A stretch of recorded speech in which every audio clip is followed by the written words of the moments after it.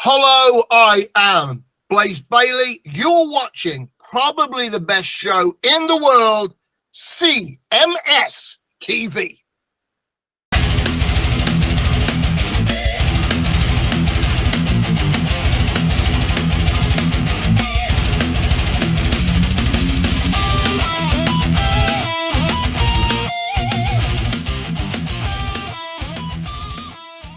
All right, it's your Classic Metal Show right here on the ClassicMetalShow.com. That brand new music from Blaze Bayley, a tune called Samurai, and believe it or not, on the phone right now, the one and only Blaze Bayley. Blaze, how you doing, man? Pretty good, thanks. How are you on the Classic Metal Show? Excellent, Blaze. Well, dude, you're back once again with another just absolutely stunner of a record, man, so I guess the place to start is with a hearty congratulations. Thank you very much indeed. Well, Blaze, I am a very big fan of your solo stuff. I know most people probably know you from your time in Iron Maiden, but to me, Silicon Messiah and Blood and Belief, two of the best albums that most people, at least in the U.S., just don't know about. Why do you think it is that more people haven't latched onto your solo stuff here in the U.S.? I think there's a couple of reasons. One is the name. I didn't really think it through that much when I first got my band together, and I called it Blaze, but unfortunately people haven't made the connection between Blaze Bayley, the singer from Wolfsbane and Iron Maiden, and Blaze the band. And there's a hockey team called Blaze, there's a few rappers called Blaze, there's a record label Blaze, quite a few different Blaze things. But there's only one Blaze Bayley, I'm glad to say. Right. So I've changed my name now, so people seem to get the connection. Blaze Bayley, oh, I've heard of him, wasn't he with Iron Maiden? Right. So people now get the connection, well, perhaps I am a singer of classic metal and such like. So hopefully that's one thing. And the other thing, we've never toured properly in the US as Blaze Bayley. You know, we just haven't had those opportunities. I did some great work over there with Iron Maiden, and I had a lot of support and encouragement from all of the fans. It was fantastic, but I never really had the opportunity to come and tour properly with my own band, so that's something I look forward to doing in the future. Well, with the new band, Blaze, it is clearly a new band. From everything I've read online, you've basically torn down everything that you had in place, you know, at the time of Blood and Belief, and you've basically rebuilt. Is that correct? Yeah, really. I think, you know, things were starting to go wrong at the Blood and Belief recording because we didn't have a full band lineup, and we struggled with that. So I'm hoping that now, you know, we've got a full lineup that's really strong. We've all written the album together, and I'm hoping that, you know, we'll have success with that. But it's difficult keeping a band together for anybody. You know, if you're a big band working international, or if you're just a local band, you know, trying to keep things together. It's difficult for any band, you know, to keep a stable lineup for any length of time, because people will always have a difference of opinion or whatever. So that's something that's difficult, but I think we've got that crack now, and I think we've got a good, strong, stable lineup that's going to go forward and make the next few albums. The newest album, Blaze, the one that's just getting ready to come out, The Man Who Would Not Die, it is, I have to say, it's much heavier than the last record. Have a lot of angst built up when you got ready to record this, or what? Yeah, we did. Particularly since, you know, I was lied to, cheated, ripped off, betrayed and blackmailed by the old record label. I had a couple of managers that weren't worth anything. One manager lied to me. So I think, yeah, it's almost like we've made this album in spite of things. It would have, the obvious thing to do would have been to give it up and get a day job or go and join a covers band or something. But instead of that, we've kind of regrouped and got going. So really, a lot of people from the old record company and the old management thought that I'd never make another album. So really, this is a spit in the eye to them. And I hope if the fans like it and, you know, they give us their support and they enjoy the album, then I hope that it'll be a big commercial success, and they'll be able to stick it to those people who tried to stick it to me in the past. Are songs like Blackmailer and Cracking the System and even At the End of the Day, are those songs directed specifically at your former employees? Yeah, definitely. Blackmailer is that is about the past record label. They blackmailed me, and I mean, I had to take the guy's name out of it, but that was originally in the lyrics. The guy that was the boss of the record company, but they made me take that out. Sure. And I was blackmailed. They had a deal, a licensing deal for the whole of Europe, and they had a certain advance that they owed me, and they said, well, we'll give you the advance that we owe you if you also give us the rest of the territories in the world. Oh, no. You can't do that. And I was like, well, you know, that's not the deal. And they said, well, we're not giving you any money then.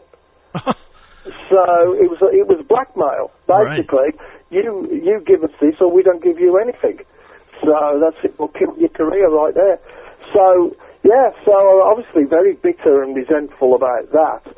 The manager I had at the time was grossly incompetent, a liar, pathetic, and just really incompetent.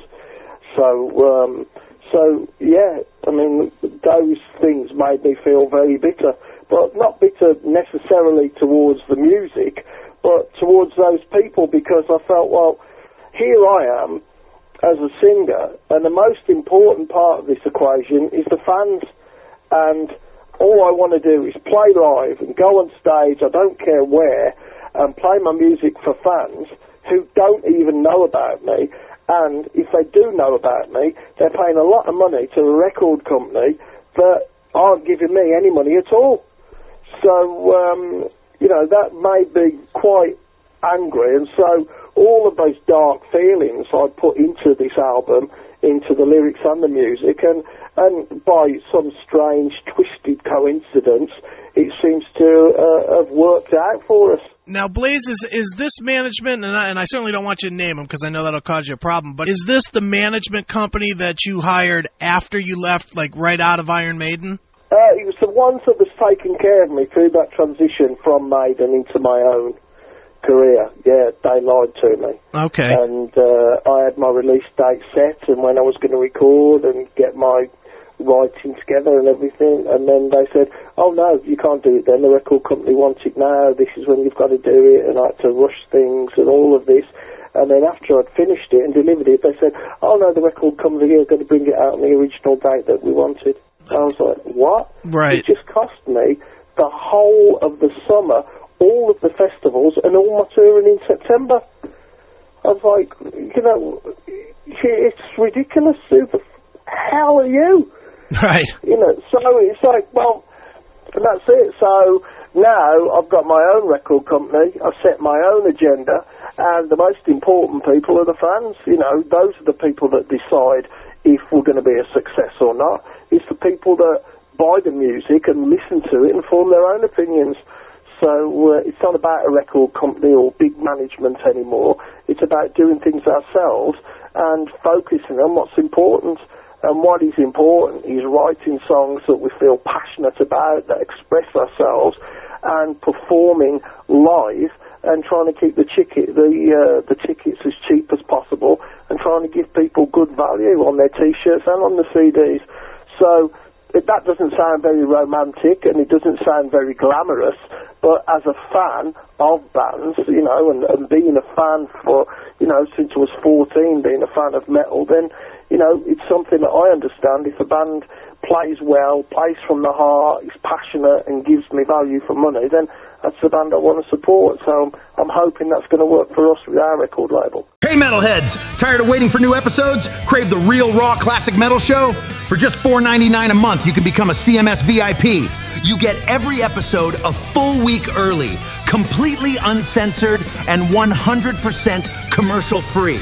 It's the only place to interact directly with the show, plus you score the Fast Pass, so your song requests get bumped straight to the head of the line on every live version.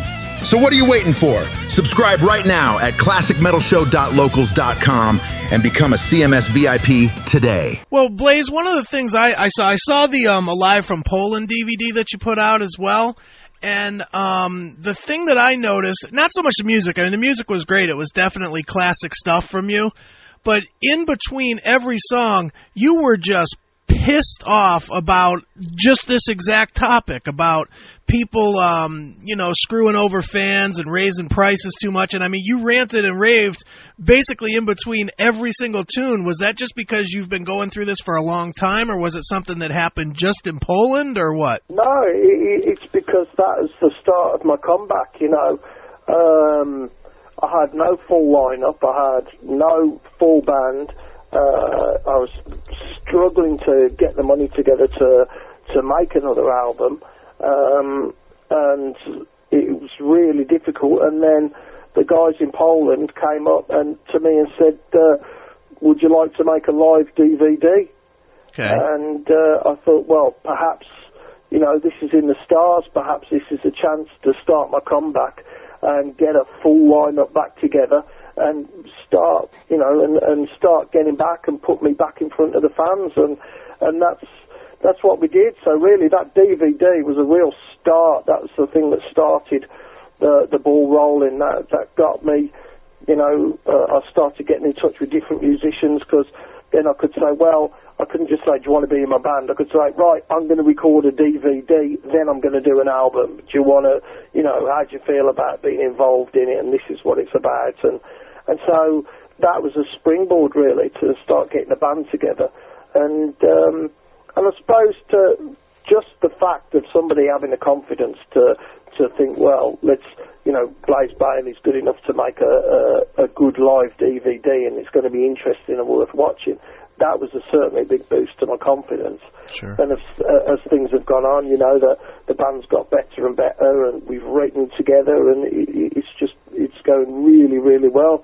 I can't believe that, setting up my own label in my office, we're just absolutely swamped by orders for the new album. Cool. And T-shirts and requests for gigs. It's unbelievable, really, how well it's gone. Now, Blaze, I'm curious, too, when you put together a band, let me spell this out a little bit and then before you answer this. When you're putting together a new band, as you just did, obviously people understand that you were in one of the biggest bands in the history of heavy metal in Iron Maiden. And so with that being said, how difficult is it to sort through the people that, can play a guitar but ultimately are just looking to capitalize on your notoriety versus finding the right guys that have the right attitude as well as the playing ability to join your band? I think it is the attitude. It's definitely that's the key to it all.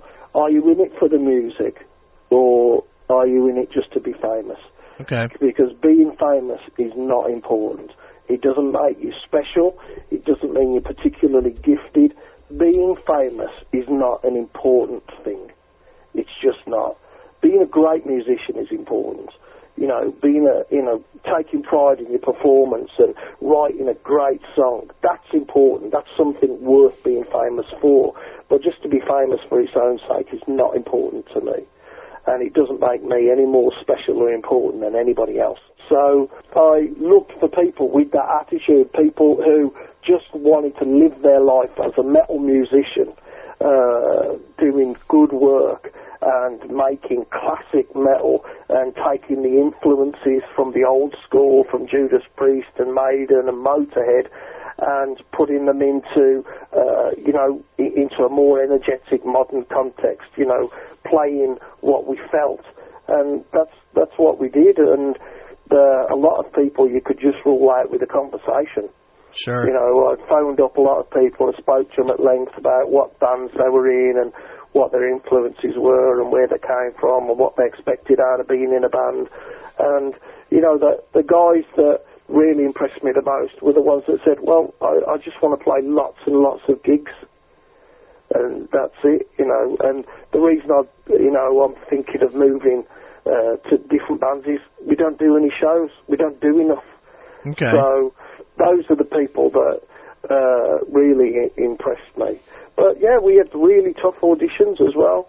You know, the drum audition was one of the toughest auditions that you could probably get in the world of metal or even the world of rock and roll.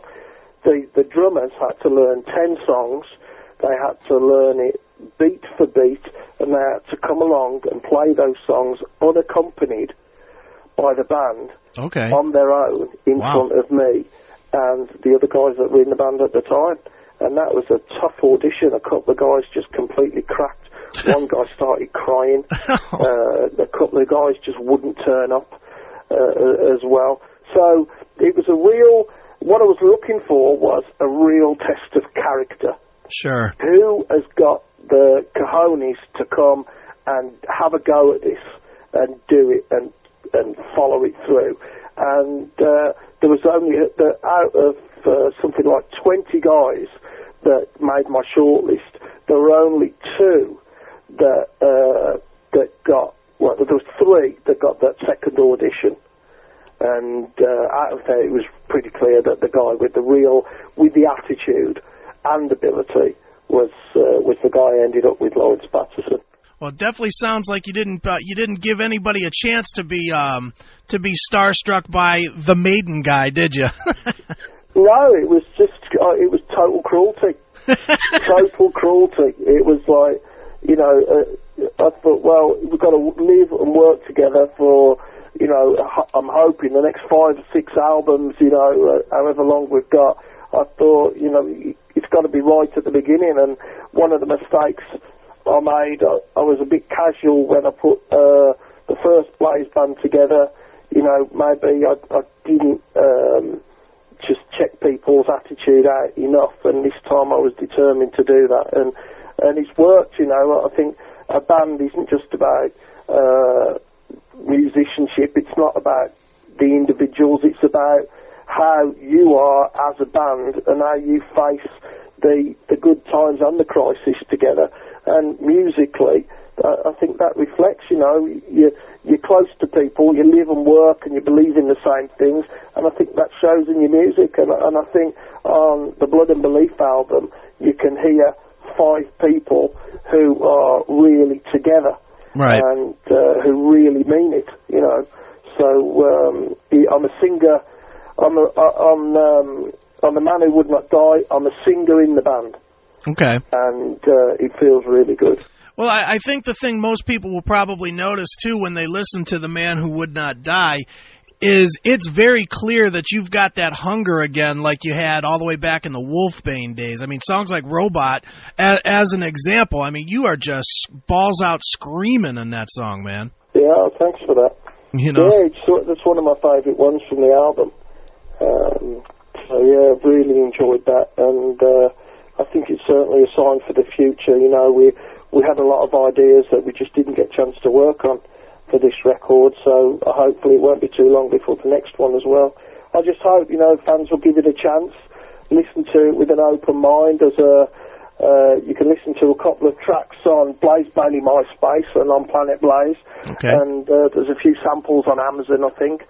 So I just hope the fans will, you know, give it a chance, really. That's all we ask.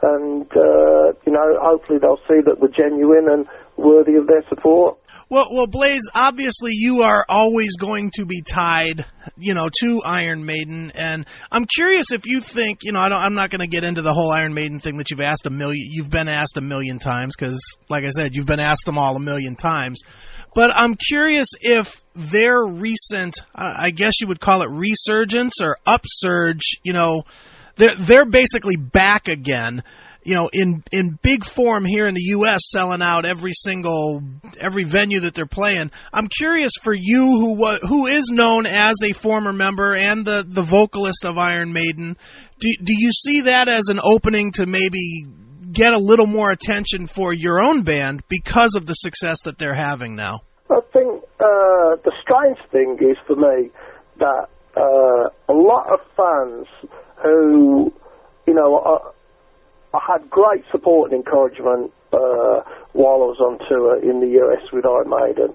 but there was a lot of fans who didn't like the change, didn't want Bruce to leave, but, you know, he chose to leave. Right. And basically he left those fans as well. And, you know, some people weren't that happy about the change. That's not my fault. Right. You know, that was Bruce's fault. He chose to leave the band, and it created a fantastic opportunity for me. Mm-hmm. But since he's been back, and I've carried on doing my thing, it seems that now people are much more willing to accept me, that some of those hardcore fans are much more willing to listen to my music and give my music a chance, because they don't have that feeling of upset that they had, an unwanted change. Now, you know, they've got Bruce back in place and stuff like that. Now people think, well, I'll go back and I'll listen to the X Factor, I'll listen to Virtual 11, and people go back and listen to that with a different attitude and a different state of mind. And what I'm finding is that those are the people now who are getting interested in my band. Okay. And people who have got into Iron Maiden now and are finding out about the long and glorious history of the Maiden legend, are finding out about me and coming to see my band. So it hasn't been a bad thing for me, you know, and I was always a fan of Iron Maiden. Sure. Before I joined, and I still am. I'm going to see him at Twickenham in England in a couple of weeks, so that should be fun. But yeah, it seems that those old fans that perhaps didn't give me so much of a chance at the time, now they're getting behind me, and that's great. That's a great testament to the music as well. Did it frustrate you during those years that people were just like, oh, it's not Bruce, you know? Because I'll tell you straight up, Blaze, I did not care for the X Factor. That's, you know, a personal choice. I liked Virtual 11 a lot better. And as I told you before, I'm a big fan of your solo stuff, you know, especially Silicon Messiah, which is one of my top 5 albums ever. But do you think that do you look back now and just say, man, people should have listened to this a little bit more, or maybe even I should have listened to X Factor more? I don't know. You know, I think it's so difficult to change a singer in a band. It's so difficult. You know, you're used to that voice. The voice is the first thing you listen to when the record comes out, and you start to get into the songs and everything. And if you're a fan of that band and the singer changes, I think it's very difficult to accept that change with an open mind and an open heart. So I don't blame people for the way they were at the time. But, I think, well, if people go back now, and I know a lot of fans have spoke to me personally and said, well, I've gone back and I've listened to the X Factor, and actually, yeah, there is a lot of great music on it. But it was such different sounding album to anything Maiden had done up to that time. It's a very dark album, and it really took a while to get into it because there was different arrangements on it. The way it was mixed was different. It's a different voice on there. So I think the X Factor was a difficult album to get into if it wasn't your first Maiden album. Right. But you know, looking back, you know, I knew there was great music on there. You know, and Sign of the Cross is a great song. I've got a top 10 single that I wrote with the band Man on the Edge, and Lord of the Flies is a great song as well. There's some great music on there if you go back and listen to it just from the point of view of, you know, listening to it from the songs. You know, I had the same thing with Black Sabbath. Okay. I'm an Ozzy fan, I'm a Dio fan, I'm not a Tony Martin fan. Okay. And one of my friends, he's a big Tony Martin fan. He says, oh no, you've got to listen to it again. And so I went back and I listened to those Tony Martin CDs with Sabbath, and I was like, yeah, actually, yeah. Now it's not, you know, it's out there, the emotion's gone, yeah, it is really good. So I'm hoping that's what people will think about those albums, and I'm hoping in the legend of Iron Maiden and of heavy metal that maybe they'll mean a bit more in a few years than what they did when they came out. Well, the new album, Blaze Bayley, The Man Who Would Not Die. Blaze, why don't you give out those websites again so people can find your stuff and find out where you're going to be? Well, please come and visit planetblaze.com and visit us on MySpace, Blaze Bayley, MySpace. Okay. I think it is. You'll find us there somewhere. All right. There's a few impersonators, but they don't look like me. Well, Blaze, before I let you go, I have to ask you what is known as the traditional classic metal show question. We ask everybody that we interview this, and we get a whole wide range of answers, so let's see what you've got for this. How has Lemmy from Motorhead influenced your career? Well, I've supported Motorhead 5 or 6 times. Okay. You know, I've been on tour with Motorhead in Germany. One of my early gigs in London was supporting Motorhead when I was in Wolfsbane before we ever got signed up and everything. So I suppose Lemmy has influenced my career, because even before I got signed up and everything like that, then Lemmy, I was actually there playing at Brixton Academy in front of Motorhead. And when we went out in Germany and did the Christmas metal meetings, then I got to talk to Lemmy about rock and roll and stuff like that. And it was just the thing that really came over to me, having a conversation, was it's not about what's happening now. It's not about fashion.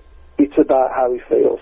It's about the music that he feels, and that's what he writes. He's not trying to be contemporary. He's not trying to chase the fashion. He's not trying to create a trend. He's just doing the music that he likes to do, that he feels. And I suppose in that way I could say that Lemmy has influenced me. And the other way is, of course, I drink a lot more Jack Daniels now than I did before. Well, Blaze, as our tradition on the show, we always let the artist pick a closing track and maybe tell us a story about it. What song would you like us to end the interview with? Any song by any artist? Any song by any artist, yours or anybody's. Oh, okay. Then it's got to be Black Sabbath. All right. And it's got to be Children of the Sea. Okay, and why that Black Sabbath, because I saw Ronnie James Dio sing that song in Birmingham, my hometown in England, before it closed down, and him singing that song was the inspiration for me to become a vocalist myself. Excellent. Well, here it is. My personal favorite song in Black Sabbath history is Children of the Sea. It is Black Sabbath right here on your Classic Metal Show.